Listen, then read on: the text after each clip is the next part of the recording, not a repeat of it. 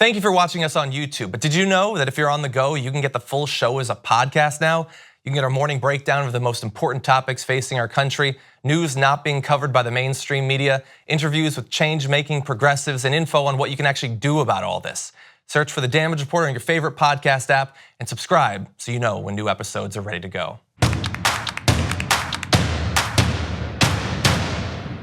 So the New York Times published an op-ed from an anonymous, apparently high-level source inside of the White House, talking about participating in a right-wing resistance to Donald Trump.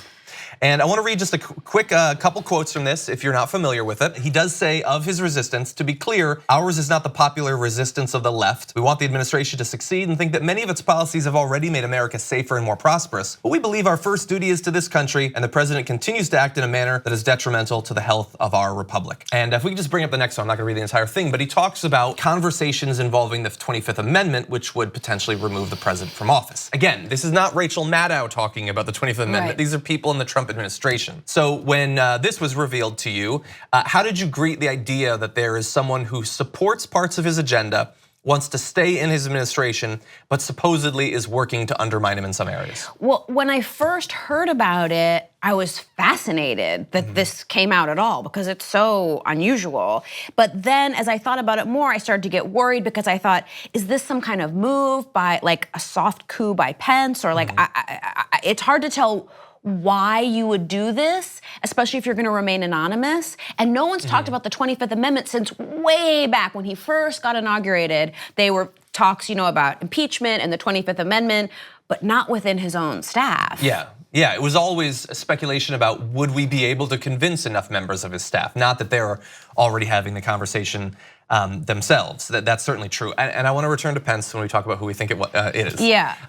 But in terms of what this resistance represents, why you would publish this sort of thing, it is odd. Some people have speculated, and I don't think that this is true, that this is actually designed to help institute a purge of critical voices inside the White House. That's interesting. That someone could be doing this intentionally to get Donald Trump to lash out and remove people who have questioned him and things like that. Oh, or to give Trump permission to do it, like basically, right?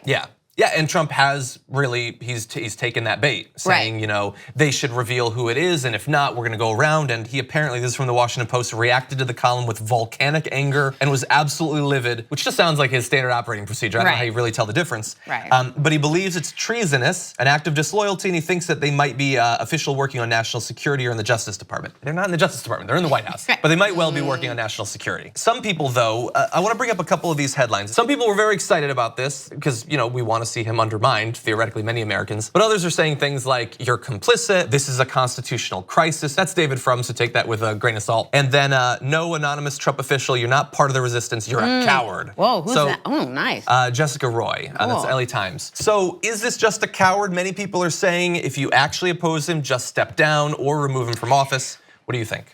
I think it's complicated because since we don't know who it is, they say there are like these adults in the room, who Mattis and whoever, who are trying to hold the country together, and that's what the op-ed implies. I mean, I think it's complicated. I think it'll come out.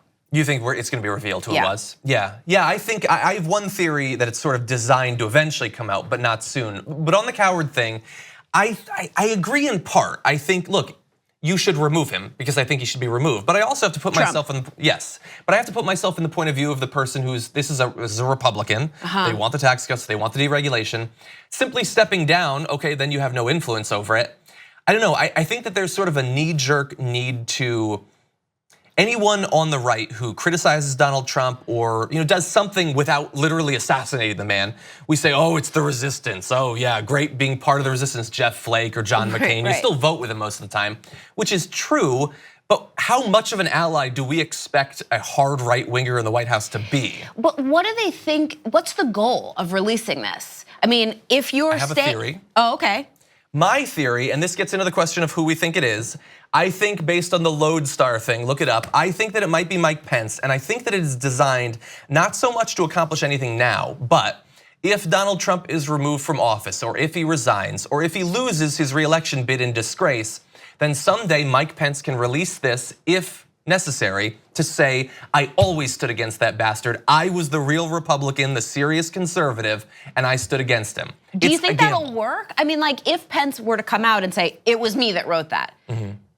I mean, it would hurt him now, but maybe the Trump supporters will move on at some point, I don't know. And think he's like a hero for giving like an anonymous thing to the New York Times. Like in a way, it's really risky. And like, I don't think the Democrats are gonna turn around and go like, hey, thank you, Mike Pence. Yeah, and that's then, true. And then the Republican base is gonna say, you sold out the president. So like, who is your group? Okay, I feel like I'm with Kamala Harris right now. I no longer support my own theory.